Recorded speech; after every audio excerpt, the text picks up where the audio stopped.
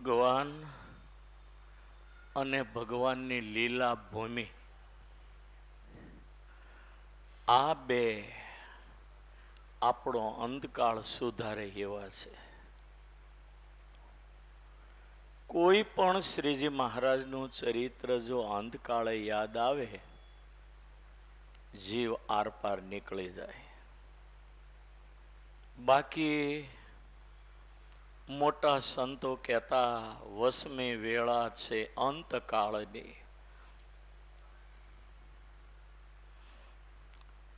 નદી ઠેકવી હોય તો સહજમાં કદાચ ઠેકી જાય, તરિયો હોય તો.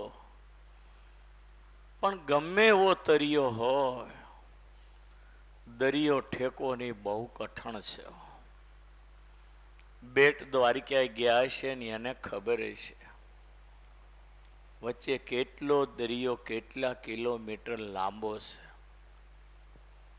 દ્વારકામાં આપણા નાનપ્રસાદ સ્વામી રહેતા, આપણા ગુરુના ખાસ સ્નેહી, ગરડા હતા, વિદ્વાન હતા, સ્પષ્ટ ભાષી હતા. સાધુ હોય, ગ્રહસ્થ હોય, આચાર્ય હોય, સ્પષ્ટ ભાષામાં બધું કહી દેતા. જબર તપસ્વી હતા. અને દ્વારકા અને બેટ દ્વારકાની વચ્ચે પેલી મીઠાપુર છે ને, કોની ફેક્ટરી? ટાટાની ફેક્ટરી. ત્યાં જંગલમાં ભૂતડા રહેતા ને ત્યાં ઝૂંપડું બાંધીને રહેતા. પછી પરાણે એના ગોવિંદ સ્વામીએ ત્યાં સારું મકાન કરી દીધું, ત્યાં રહેતા. રાત્રે ભૂતડા આવતા, એ ડરતા નહોતા. ડોલ લઈને પાણી આમ ઊંચેથી રેડે ને નીચે ન પડે, ભૂતડા પી જાય. બહુ તપસ્વી હતા. હા, મારી ઉપર બહુ રાજી હતા. બધ ભરીને મળતા, આપણા ગુરુને બધ ભરીને મળતા. વર્ષો સુધી પાણી ઉપર અને નાળિયેરના પાણી ઉપર રહેતા. મહિનો, 4 મહિના. છેલ્લી વાર પાણી છોડી દીધું અને દાદરમાં લાઈટ કરી. અને શેલાને કહ્યું, લાઈટ બંધ થઈ જાય મારું મળદું બહાર કાઢવાનું, બાકી કોઈએ નીચે આવવાનું નહીં. ભોંયરામાં આવા તપસ્વી હતા. ટાટાવાળાને ત્યાં બોરિંગ કરે ને પાણી ખારું જ નીકળે. કોકે એને ભરાયું કે ઓલા આશ્રમમાં મહાત્મા રહે ને એને બોલાવો ને તો પાણી મીઠું નીકળે, એનાથી મુહૂર્ત કરાવો કે. તે ટાટા કંપનીના જે મેનેજરો છે ને 2-5 જણા સ્વામી પાસે આવ્યા. સ્વામી, તમારે બોરિંગનું મુહૂર્ત કરવા આવવાનું છે. કેમ? કે જ્યાં ખોદી ને ત્યાં ખારું પાણી નીકળે છે. અમને ઘણા લોકોએ કહ્યું કે આશ્રમમાં જે મહાત્મા રહે ને એને હાથે કરાવો ને તો મીઠું પાણી નીકળે. કોણે તમને ભરાયું કે? હું તો ગાંડો છું કે હું ખોદી તો ઝેર જેવું પાણી નીકળી છે. બંધ રાખો ને. તે ઘડીક તો દાંત કાઢ્યા અને પછી મુહૂર્ત કર્યું તો સારું મીઠું પાણી નીકળ્યું. બોલો. પછી જ્યારે દ્વારકામાં મંદિર થતું હતું, પદ્મશિલા બહુ મોટી હતી, કોઈ સંજોગોમાં ચડે એવી નહોતી અને ચર્ચા બહુ લાંબી હાલી ત્યાંની. બહુ મોટું દ્વારકામાં ગોવિંદ સ્વામી એમના શિષ્ય મંદિર કર્યું. પદ્મશિલા ચડાવવાનો પ્રશ્ન આવ્યો ત્યારે કોઈએ કીધું કે ટાટાવાળાને કોણ, તો એ ચડાવી દે. સ્વામીએ બોલાવીને કીધું તમારું કામ પડ્યું છે, હા પદ્મશિલા ચડાવી છે, કોઈ ક્રેક કે હાંડળી તમારા સાધનમાં ક્યાંય હોય જો બને તો. સ્વામી, એ અમારી જવાબદારી ને. એને પદ્મશિલા ટાટાવાળાએ ચડાવી દીધી, બહુ મોટી, એક જ પથ્થરની.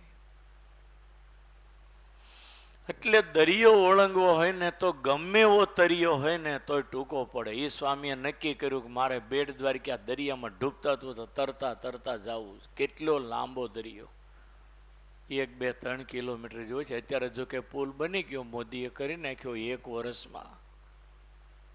યારો કેમ 1 વર્ષમાં પુલ થયો હશે, કાંઈ બુદ્ધિમાં આવતું નથી. દરિયાના વચ્ચે હોડકામાંથી એ કેવા મોજા ઉછળે, ત્યાં એને પિલર કેમ નાખ્યા છે? ઈ સ્વામી તરતા તરતા ગયા, પોણે ગયા ને ત્યારે હારા પસ્તાણા, મારી હાડે આમાં તો કિનારે નહીં પહોંચાય. પણ પહોંચતા ડબતા ડબતા તરતા તરતા નીકળી ગયા સામે કાંઠે. પણ એક નસમાં એવો દુખાવો થયો ને, જીવ્યા ત્યાં સુધી દુખાવો રહ્યો. પછી કીધું એને બધાને, કહેતા મેં અખતરો કર્યો, પણ કોઈ હવે અખતરો ન કરતા, નહીતર ખતરો થઈ જશે. બિચારા બહુ ભોળા ભલા સાધુ, એ જંગલના કુટિયામાં રહેતા. હું જ્યારે જાઉં ત્યારે એને મળવા જાઉં. બહુ પવિત્ર સાધુ હતા. એટલે આ લીલા ચરિત્રો જે છે ને, એ દરિયા જેવા, દરિયો આપણને પાર ઉતારી દેયો. લીલા ચરિત્રો છે ને, એ આપણો અંધકાળ સુધારી નાખે, આપણને આર પાર હામા કિનારે લઈ જાય. એક એક ચરિત્ર ભગવાનના તમે જુઓ. લોઢવાને, લખુ સારણે, નીલકંઠ વર્ણીને 3 મહિના રાખ્યા, અને રોજ દૂધની તર અને એમાં દળેલી હાકર નાખી પાસે બેહીને ખવડાવે. એના વીરો દીકરો હતો, એનું નામ વીરો હતું. એ વીરા કરતા નીલકંઠ વર્ણીમાં હેત વધારે હતું. વર્ણી ના પાડે ને તો કે તારે ક્યાં છોકરો કુંવારો રહે, હું કામ વનમાં ભટકશો, અહીં રહી જા, બધું તારું. 3 મહિના સમજાવી નીલકંઠ વર્ણીને રાખ્યા, અને રોજ મલાઈ, દૂધની ઉપરની તર, તરને મલાઈ કે ને લોકો, એ તરની અંદર દળેલી હાકર નાખી, અને માં કેમ 2 વર્ષના છોકરાને સમજાવીને ખવડાવે, એમ એ લખુ સારણે વર્ણીને હાસ્યા. આવું યાદ આવે ને તો હસવું આવી જાય કે એને જન્મ સુધારી લીધો. બરોબર વનમાંથી ભૂખ્યો તરસ્યો એ નીલકંઠ આવ્યો, અને દીકરા કરતા વધારે હેત કરી, અને એને તર ખવડાવીને તાજો કરી દીધો. આટલું ચરિત્ર જો યાદ આવે ને, લખુ સારણે વર્ણીને તર ખવડાવીને હાસ્યા 3 મહિના. જીવ નીકળવા ટાઈમે જો આટલી જ વાત જો યાદ રહી જાય ને, 110% એ જીવ ભગવાનના ધામમાં જાય. કાં પછી છપૈયાની અંદર ઘનશ્યામ સીબડીના વેલા ખેંચી નાખે, અને રામ પ્રતાપજી ક્રોધની મૂર્તિ, શેષનો અવતાર, સર્પ જેવું ક્રોધી કોઈ નહીં હોકે. અને એ રામ પ્રતાપજીને જે જુસ્સો સળ્યો, જે ઘનશ્યામને ગાલ ઉપર જે વળગાડી છે, તેથી એને ખબર ન રહી કે મારો ભાઈ ભગવાન છે. અને એ ઘનશ્યામ નીચલો ઓઠ બહાર કાઢીને રડતા રડતા જાય, શેઢે મા પાસે જાય. માને જોઈને એટલે વધારે રડવા માંડ્યો ઘનશ્યામ. કાઠિયાવાડની કહેવત છે, છોકરું પડી ગયું અને રડે ને, તેની માને દેખે ને તો વધારે રડે. ત્યારે એની મા એમ કે, જો બેટા તું અહીં પડ્યો ને, તારે લીધે જો કીડીની માં મરી ગઈ.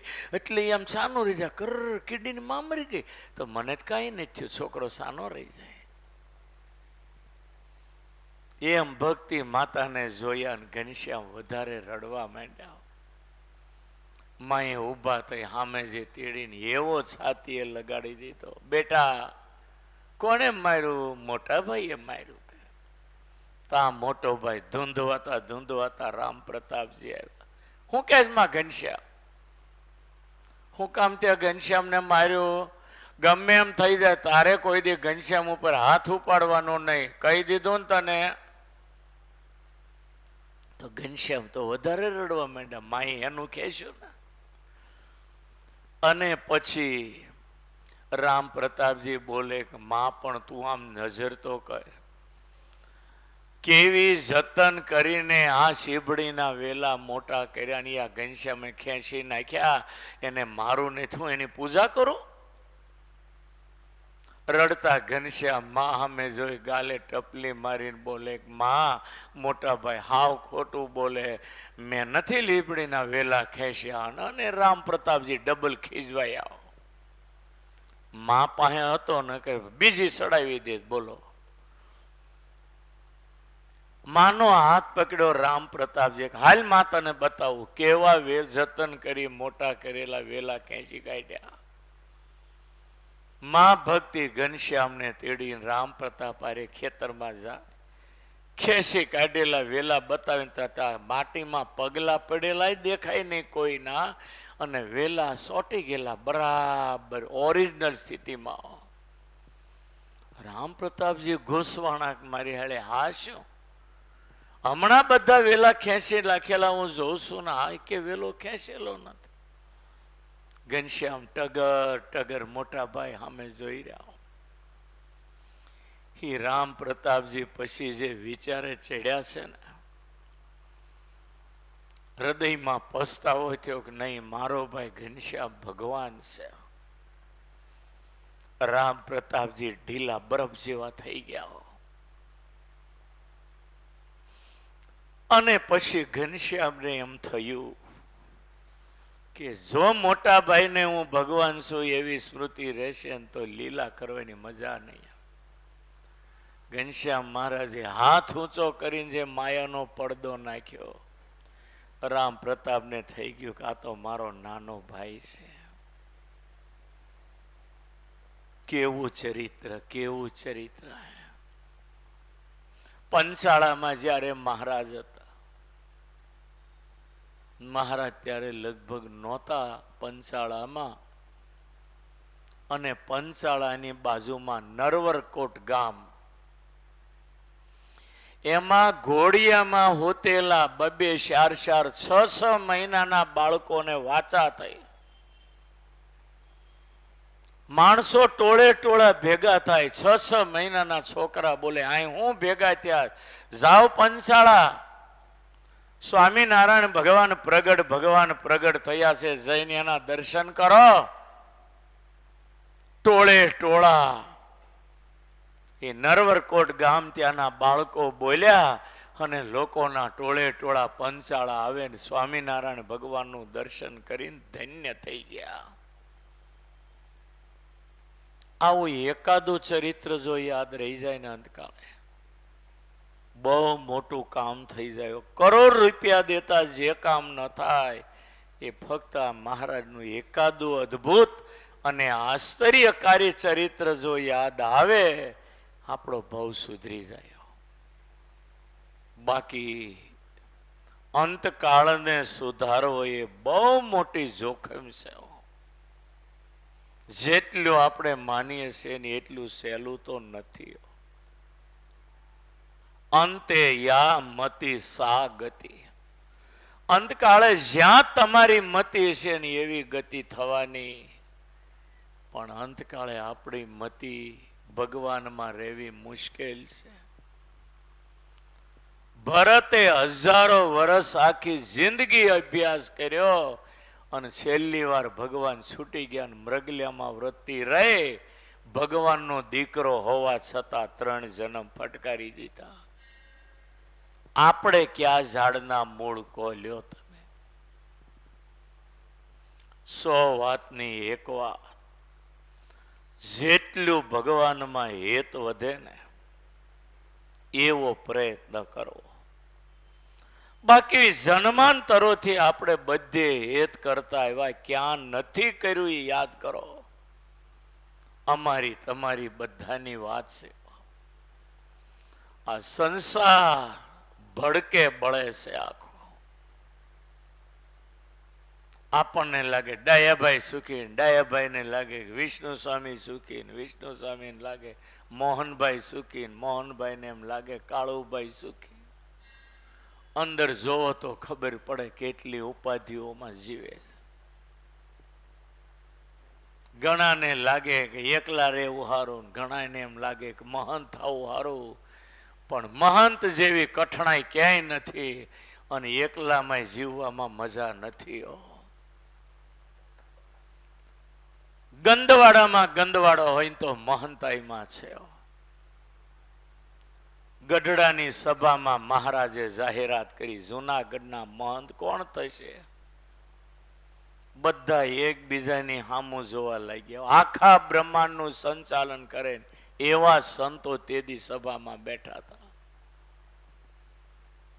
કોણ જૂનાગઢના આમાંથી મહંત થશે? એકે સાધુ હલ્યા નથી. એક સાધુ એવો ઉભો ન થયો કે હું જૂનાગઢનો મહંત થાઉં. મહારાજ કે બસ અમારા ગુણ ગાવશો ને અમારું વેણ આજે નીચે પડે છે,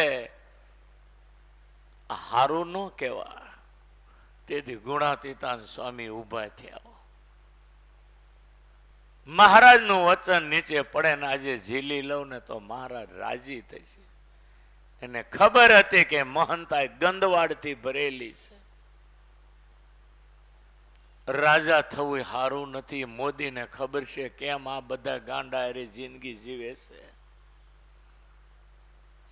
ચારે બાજુ ગાંડા ઈ આજે નડ્યા. એને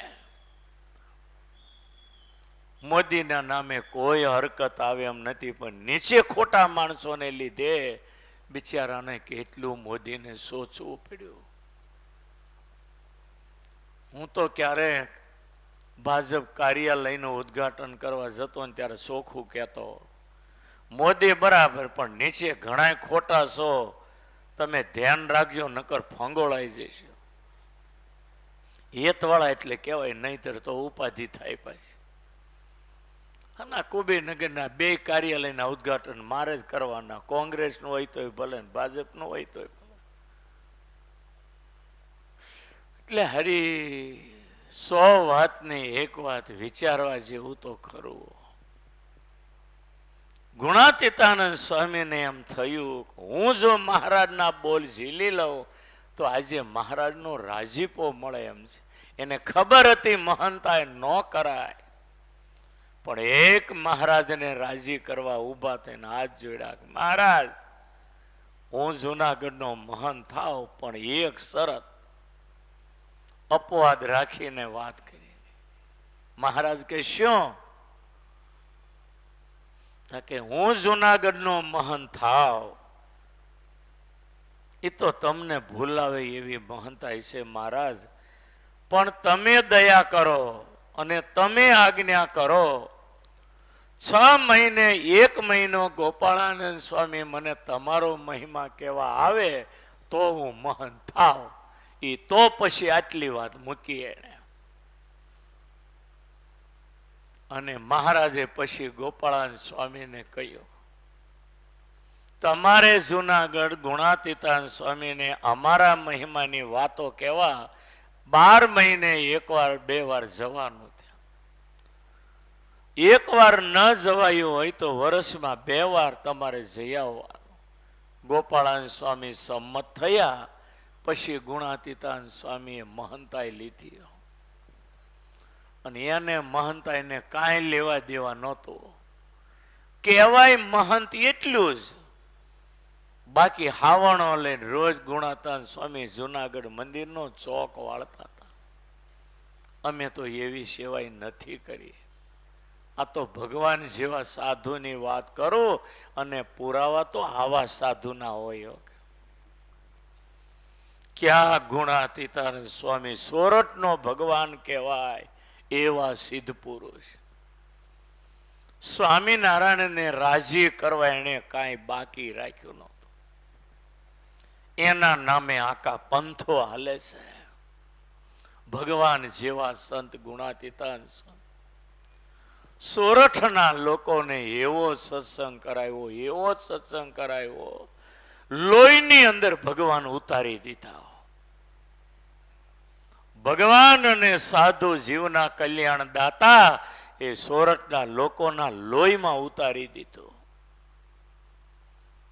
અને આજે પણ સોરઠમાં તમે જાઓ, સ્વામીનો એટલો મહિમા, એટલો મહિમા.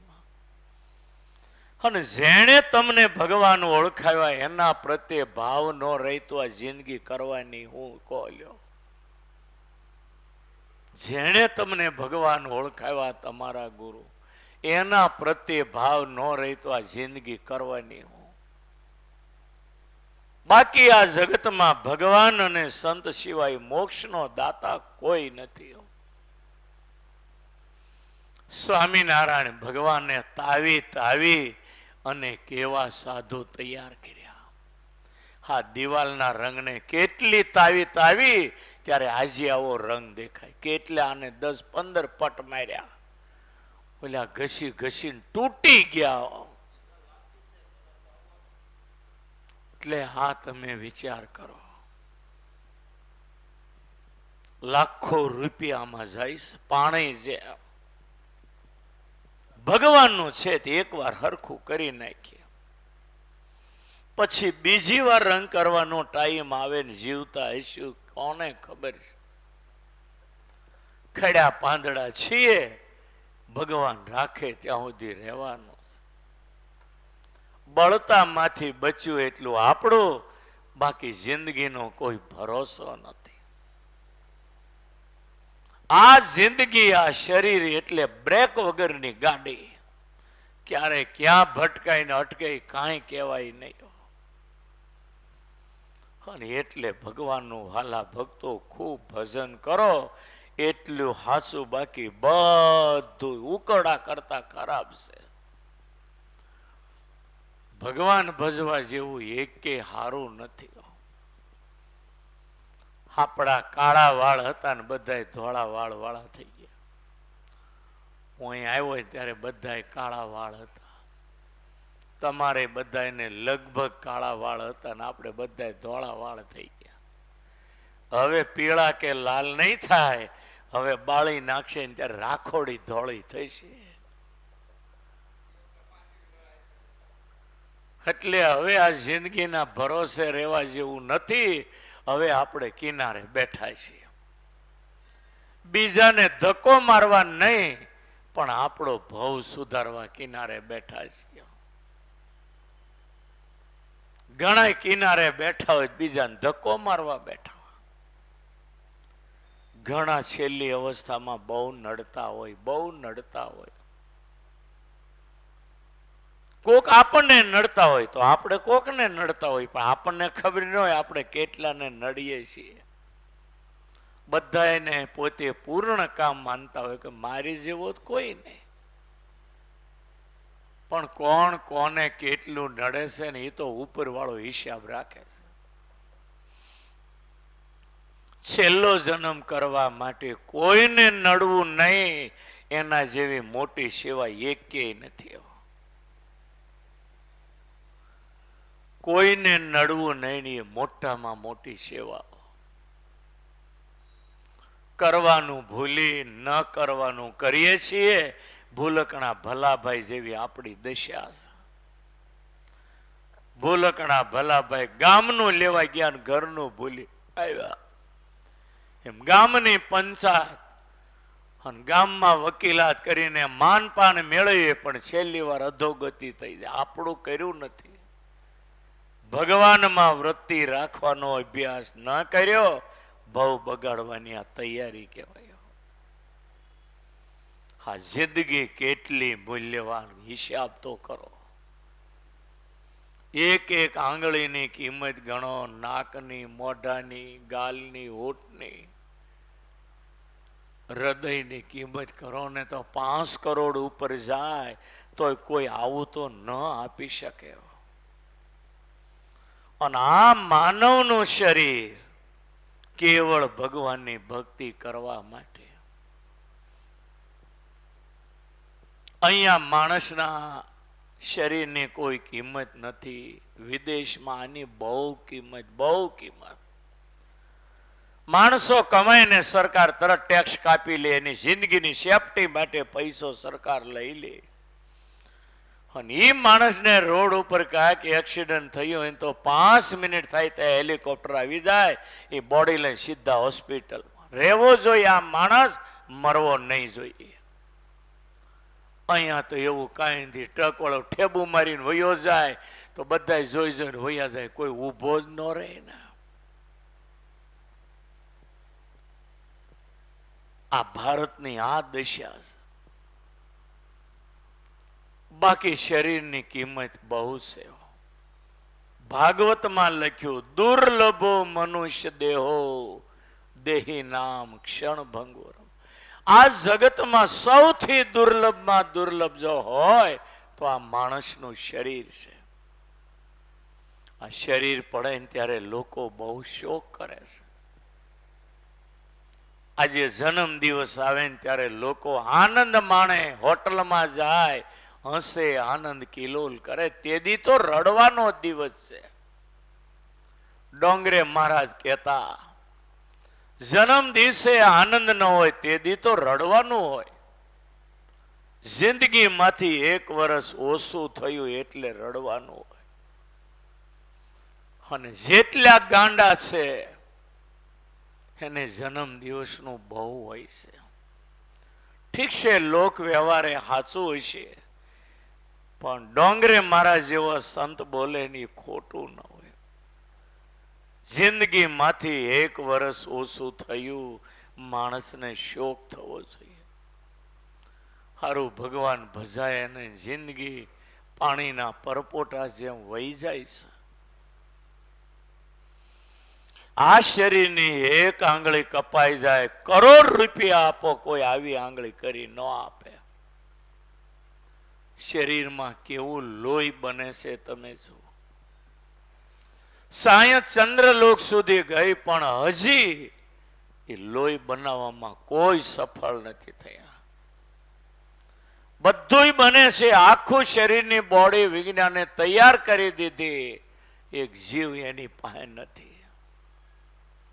જીવ નાખે તો એવું કામ કરે શરીર, કોઈ વાત પૂછોમાં પણ જીવ નથી, બોડી તૈયાર કરી દીધી.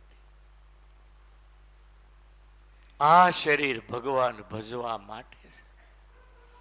પણ જો ભગવાનનો મહિમા સમજાઈ જાય, માણસ દુનિયા જીતી જાય.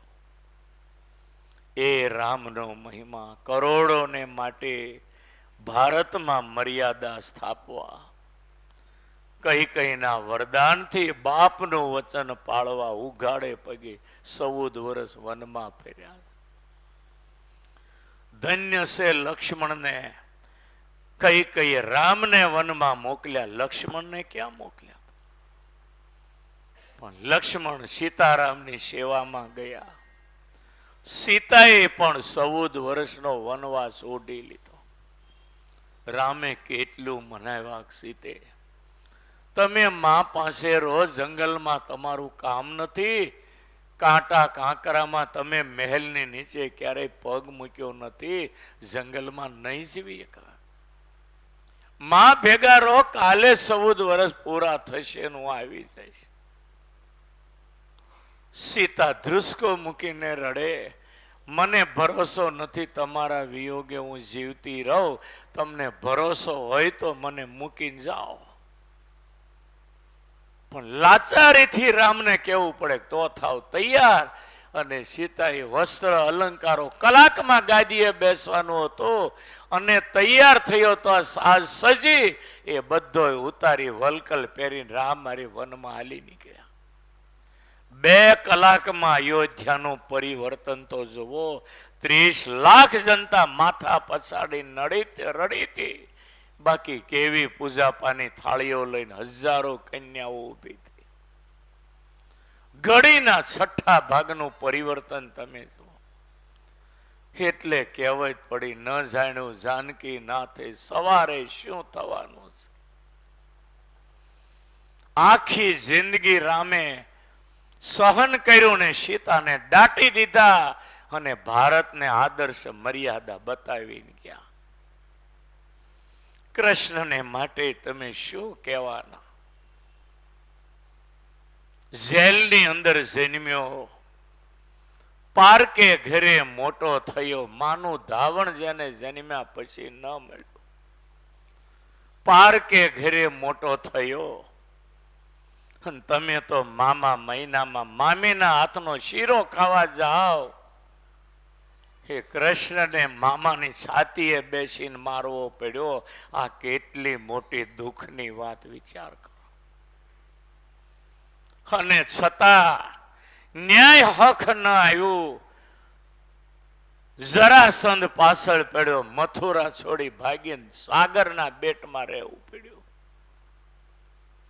અને સાગરના બેટમાં જિંદગી જીવે તો શિકારીના બાણથી એનું મોત થયું.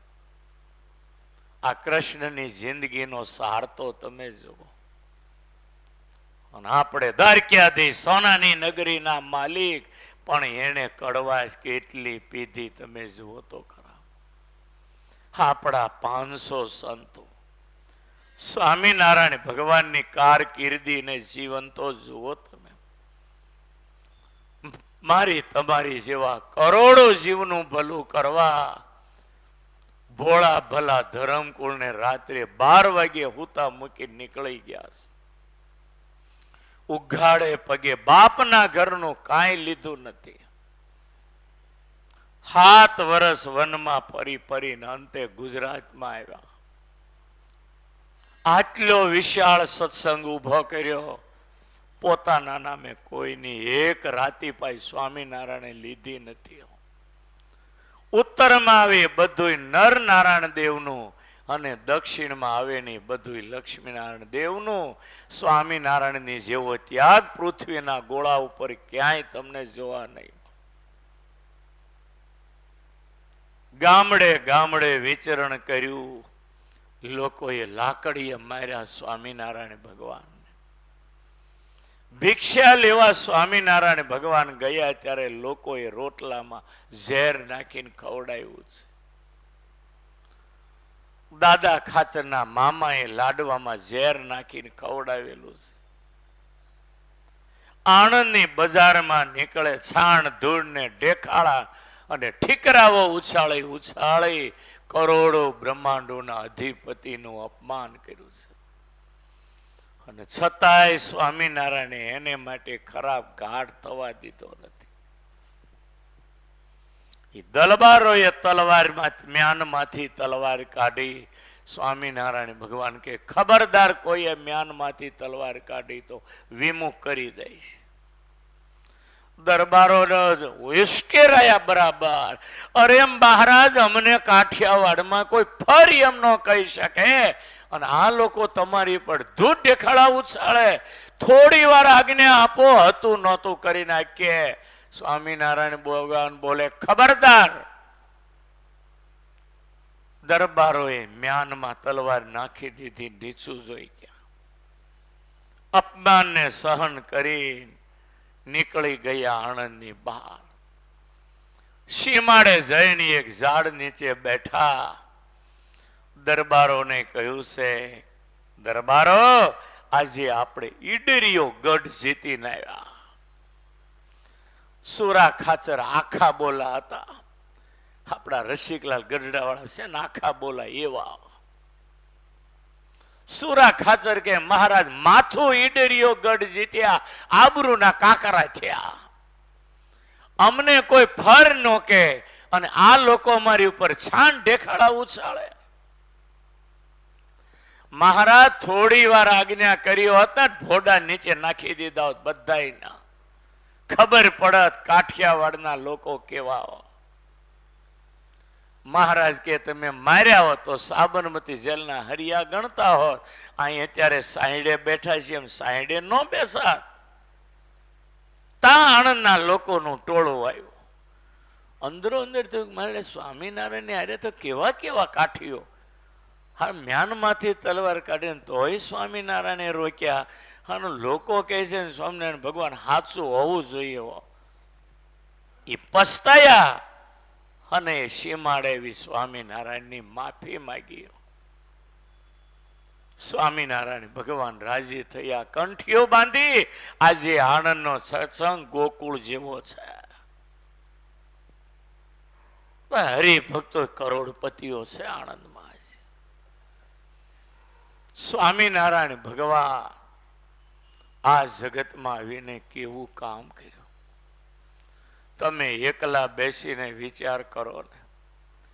એ સ્વામિનારાયણની ઉપર તમે વારી જાઓ, ધ્રુસકે ધ્રુસકે રડો ને આંખમાં આંસુ આવી જાય. એવું કામ ભગવાને કર્યું છે.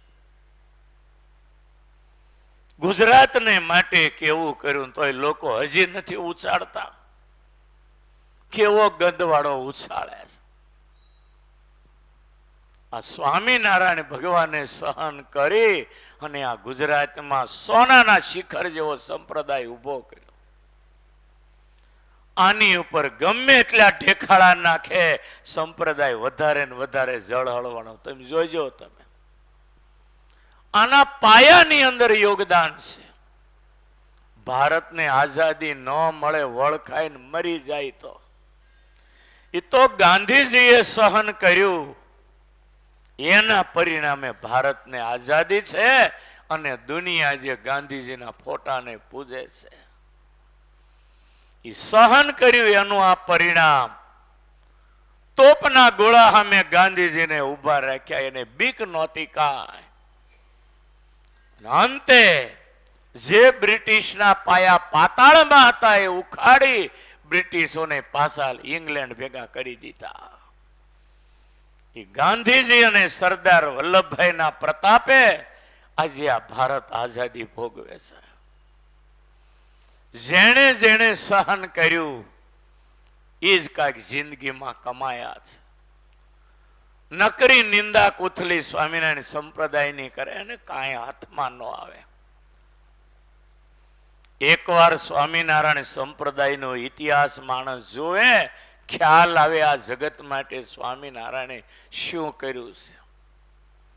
સ્વામિનારાયણની ક્ષમાની સામે ભારતના રજવાડા તો નમી ગયા, એની સામે ઇંગ્લેન્ડની મહારાણી વિક્ટોરિયા અને ગવર્નર સર માલ્કમ જેવા નમી ગયા. એ આ સ્વામિનારાયણ સંપ્રદાયની ગૌરવતા છે. સ્વામિનારાયણ ભગવાને કોઈનું ખરાબ થાય એવો વિચાર ઉઠવા નથી દીધો. પોતાના સાધુને કેવી આજ્ઞાઓ કરી. શિક્ષાપત્રીનો 201મો શ્લોક બહુ વિચારીને ઘરે જઈને તમે વાંચજો. આ સંપ્રદાયની સામે સૂરજ આવશે તો એ કાંઈ નહીં કરી શકે. કેટલું સહન કર્યું, કેટલું સહન કર્યું. સંતોને આજ્ઞા કરી, કોઈ માર મારે, ગાળ દે, તાડન કરે, તિરસ્કાર કરે તો એ સહન કરવું. એને સામે મારવું નહીં, ગાળ દેવી નહીં, એનો તિરસ્કાર કરવો. એનું જેમ હિત થા એમ ચિંતવન કરવું, એવી જ ભગવાનને પ્રાર્થના કરવી. એને કારણે આ સંપ્રદાય જે કમળને જેમ ખીલ્યો છે, આની સામે કોઈ તાકાત ટક્કર નહીં લઈ શકે. આ સંપ્રદાયનો મહા મહિમા જીરવો પણ અન્ય માટે મુશ્કેલ છે. સ્વામિનારાયણ ભગવાન સર્વોપરી ભગવાન, સર્વ અવતારના અવતારી કહીએ છીએ. માણસ જો સંપ્રદાયનો ઇતિહાસ વાંચે ને તો પાણી પાણી થઈ જાય. શ્રીજી મહારાજનો દાખલો. અને આટલું કરવા છતાંય વિશાળ સભામાં મહારાજ એવું કહેતા, દીનતા વચન વાપરતા, હાથ જોડીને સભાને એવું કહેતા, ભલા થઈને મારા દાખલા સામું જોઈજો તમે. પણ ગાંધીજી પણ સ્વામિનારાયણ ભગવાનના સંતોએ સહન કર્યું એ પગલે હાલીના દેશને આઝાદી અપાવી છે. માટે 100 વાતની એક વાત, આપણને સ્વામિનારાયણ ભગવાન ઓળખાયા. એવું ભગવાનનું ભજન કરો. કદાચ સંપ્રદાય માટે વિરોધ કરે, ન સમજાયું હોય એટલે વિરોધ કરે, સ્વાભાવિક છે. આપણે કોઈને નહીં સમજી શક્યા હોઈએ તો જ કોકની નિંદા કરી છે, બાકી માણસે કોઈની નિંદા કરાય નહીં. એમ ન સમજ્યા હોય, અણસમજુ માણસ નિંદા કરે, બાકી સમજુ માણસ કોઈ દિવસ કોઈ દેવ દેવી ભગવાન કે સર્વોપરી સ્વામિનારાયણ કોઈની નિંદા ન કરે. ન સમજાયું હોય ત્યારે જ માણસના મુખમાંથી નિંદાના શબ્દો નીકળતા હોય. માટે હિન્દુસ્તાનના બધા ધર્મો, તમામ દેવ દેવીઓ, અવતારો, ભગવાન એ બધા વિશ્વ વંદની માનની પૂજનીય છે એવો આદર ભાવ રાખી નિંદત નહીં કોઈ દેવકું આ શબ્દોને જીવનમાં ઉતારી સ્વામિનારાયણ ભગવાનની ઉપાસના ભક્તિ કરી અને આપણે આપણું જીવન સાર્થક કરી લેવું એ આપણું કર્તવ્ય છે. એટલું કહીને વિરમું છું. સહજાન સ્વામી મહારાજ.